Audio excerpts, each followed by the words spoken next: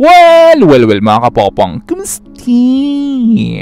Actually mga kapopong, nakakatuwa ang topic natin ngayon. Bakit? Well, para pala sa mga hindi nakakaalam, ay maliban kasi sa bansang Pilipinas, ay totoong pati kasi ang bansang Amerika mukhang nakakahalata na rin na yung ilan sa mga action o activity o lihim na mga activities na ginagawa ng mga research boat ng China, most especially sa mga lugar na nasasakupan ng EEZ ng Pilipinas, ay malaking porsyento ay patungkol yan sa mga posibleng magiging oil exploration. At ito pa ang mas matinding balita kahapon, ha? Well, noong nabalitaan nalaman kasi ng China na ang Pilipinas at Amerika pala mayroong interest na mag-conduct rin ng mga oil exploration sa mga disputed areas. Ay bigla naman nagpahayag itong China at sinabi nila na ang anumang energy exploration o oil exploration na gagawin dyan sa South China Sea o doon sa West Philippine Sea ay hindi daw dapat kasali dyan ang mga bansa na hindi naman kasali dito sa region. Well, sa madaling paliwanag nitong sinabi ng China ay kung magkakandak raw ng isang oil exploration dyan sa bandang West Philippine Sea ay parang gustong sabihin ng China na dapat daw ay hindi kasali dyan ang bansang Amerika. Well, ang weird at nakakatawa, diba?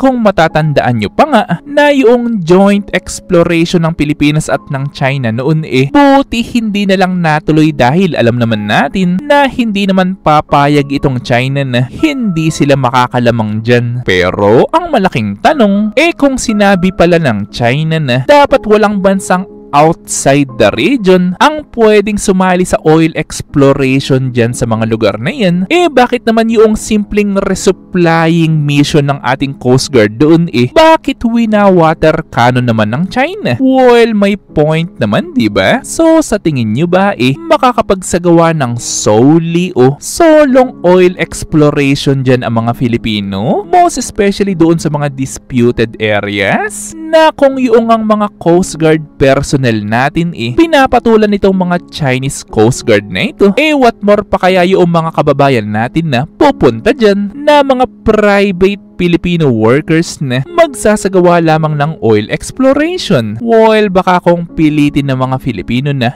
gawin nila yan, ay baka mabalitaan na lang natin na pinalubog na pala ng China itong mga equipment na gagamitin ng Pilipinas para sa isang oil exploration. Pero ang pinakamahalaga at kailangan nyo namang malaman ngayon ay dyan kasi sa action ng China na ayaw nilang makipag-coordinate o tumulong ang Amerika sa Pilipinas para nga doon sa mga oil exploration. So, ang gusto lang ba talaga ng China na sila lamang ang makinabang doon sa mga oil na nandyan sa mga lugar na yan? Natandaan nyo, ha? Na paniguradong ang isa sa mga missions noong dalawang research ship ng China na nakita doon sa Philippine Rice o doon sa Benham Rice ay paniguradong ang isa sa mga missions nila doon patungkol na rin sa paghahanap ng mga langis o ng mga oil.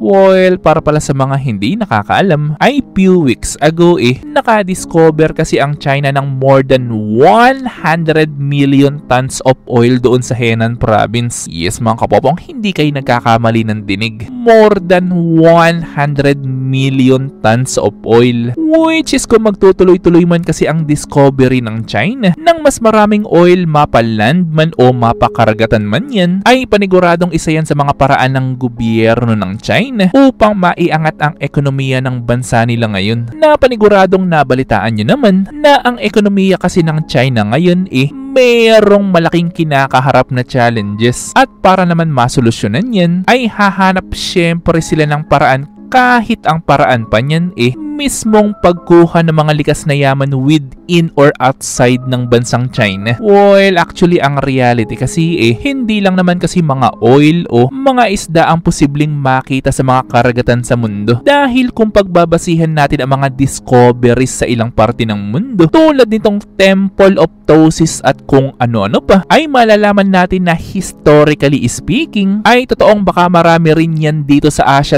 tulad ng mga artifacts, golds at kung ano-ano pa.